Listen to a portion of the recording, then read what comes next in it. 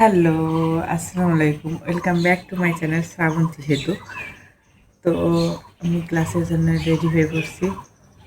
আজকে practical class, exact 10টায় class হবে। তো এই জন্যেই তাড়াতাড়ি রেডি হয়ে পড়ছি, আজকে আর লেট করিনি। তো খাওয়া দাওয়া শেষ, এখন যাই বের হয়ে পড়বো। তো চলো যাওয়া যাক। কিন্তু আমার ভালো লাগতেছে না, আজকে একটু কেমন জানি লাগতেছে।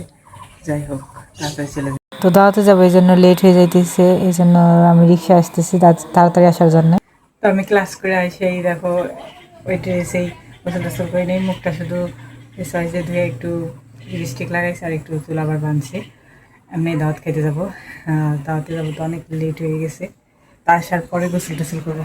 দেখো, দাওয়াত শুক্রবার হলে আমাদের সবারই আর কি সুবিধা হয়, সবার জন্য আর কি সুবিধা হয়, যেহেতু আমাদের শুক্রবারে সবার ছুটির দিন।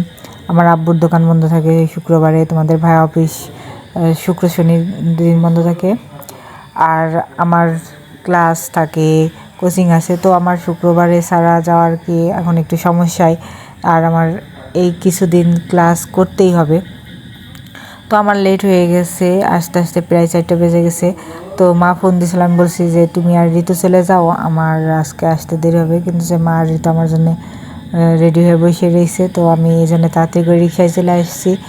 তো আইসে শুধু গোসল টোসল কিছুই করিনি, ওই ড্রেসটাই পরে শুধু ফেস ওয়াশ দিয়ে মুখটা ধুইছি আর একটু লিপস্টিক নিছি আর চুলটা আবার বাঁধছি এই।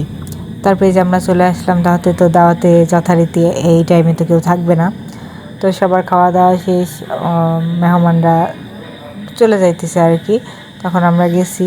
তো এরপর আমরা খাওয়া দাওয়া করি, খাওয়া দাওয়া শেষে টাকা দিয়ে আমরা বাসায় চলে আসি। আর এটা কিন্তু একটা মুসলমানি অনুষ্ঠানের দাওয়াত ছিল।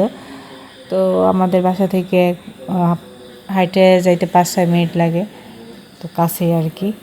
আর আজকে কিন্তু প্রচুর গরম ছিল। আজকের ব্লগটা এই পর্যন্তই। তো কেমন লাগলো তোমাদের আমার ব্লগ অবশ্যই কমেন্টে জানাও। আমার ব্লগ যদি তোমাদের ভালো লাগে থাকে অবশ্যই চ্যানেলটি সাবস্ক্রাইব করে রেখো আর একটা লাইক কমেন্ট শেয়ার করে দিও। তোমরা অনেক অনেক বেশি ভালো থাকো। বাই, দেখা হবে কালকে নতুন ব্লগে।